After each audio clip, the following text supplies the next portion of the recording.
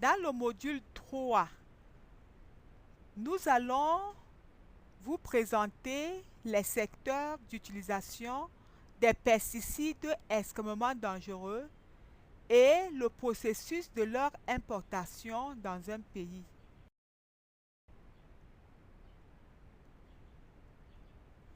Les pesticides extrêmement dangereux sont utilisés dans le secteur agricole et de la santé publique. A. Le secteur agricole, y compris parfois la pêche et l'élevage. Les pesticides extrêmement dangereux sont utilisés dans l'agriculture pour lutter contre les ravageurs. Dans l'élevage, ils sont utilisés pour traiter certaines maladies animales.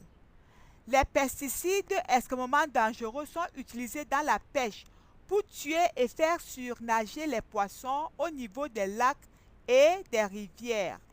Dans ce dernier cas, l'usage consiste à extraire et à jeter le boyau de l'animal mort pour éliminer toute possibilité de contaminer les consommateurs, ce qui est faux.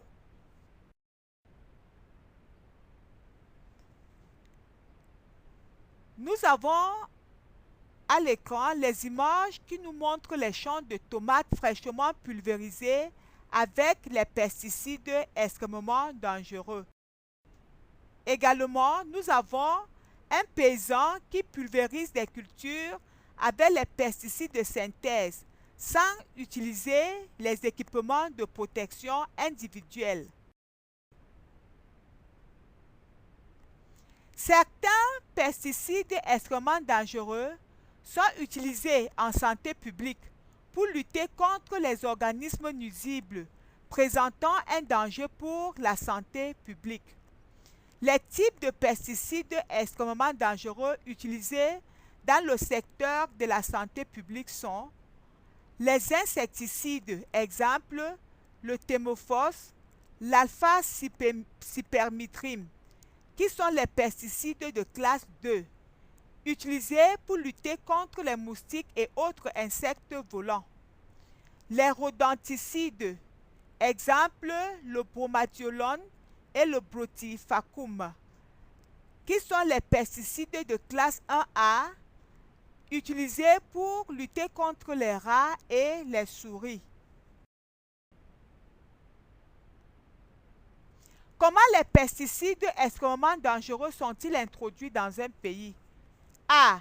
Par les importations après homologation.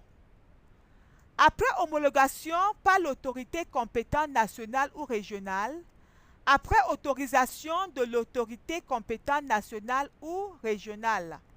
Au Cameroun, par exemple, l'autorité responsable de l'homologation des pesticides est la Commission nationale d'homologation des produits phytosanitaires et de certification des pulvérisateurs, créée en 1996. Pour plus d'informations, veuillez consulter l'adresse qui s'affiche sur votre écran. La CNHPCAT est chargée de statuer sur les demandes d'homologation des pesticides, de donner son avis sur la restriction et l'utilisation des produits phytosanitaires au Cameroun.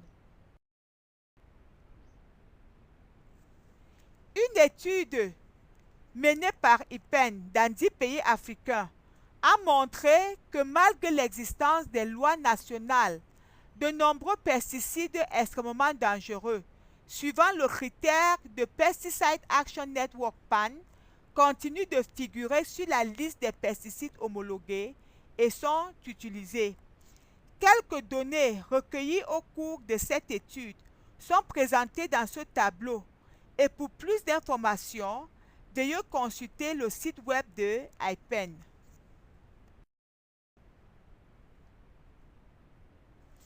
Les pesticides extrêmement dangereux sont introduits dans un pays à travers le trafic illégal. Ce trafic illégal est dû à la porosité des frontières et du manque de ressources pour le contrôle, à l'exemption des traités sur l'utilisation de certains pesticides extrêmement dangereux, au manque d'harmonisation dans la législation régionale. Comme exemple, le DDT, interdit au Cameroun, est autorisé au Soudan pour lutter contre le paludisme. Et à cause de cela, il y a fuite vers le Cameroun. Le Lindan, utilisé pour lutter, pour tuer et encaisser le poisson dans certains pays. Exemple, le Cameroun. Bien que certaines femmes soient impliquées dans les organes décisionnels d'homologation des pesticides, il n'existe aucun mandat pour assurer l'équilibre entre les genres au sein du comité. Par conséquent, la plupart du temps, il n'y a pas de femmes dans ces commissions. Nous pensons qu'il devrait avoir un quota important de sièges pour les femmes dans tous les comités, en particulier ceux sur les produits chimiques. Un monde sain pour tous, protéger l'humanité et l'environnement des pesticides, promouvoir les alternatives. Merci pour votre aimable attention. Veuillez répondre aux questions que nous avons préparées pour vous et qui vous aideront à évaluer votre niveau de connaissance sur les points traités dans ce module 3.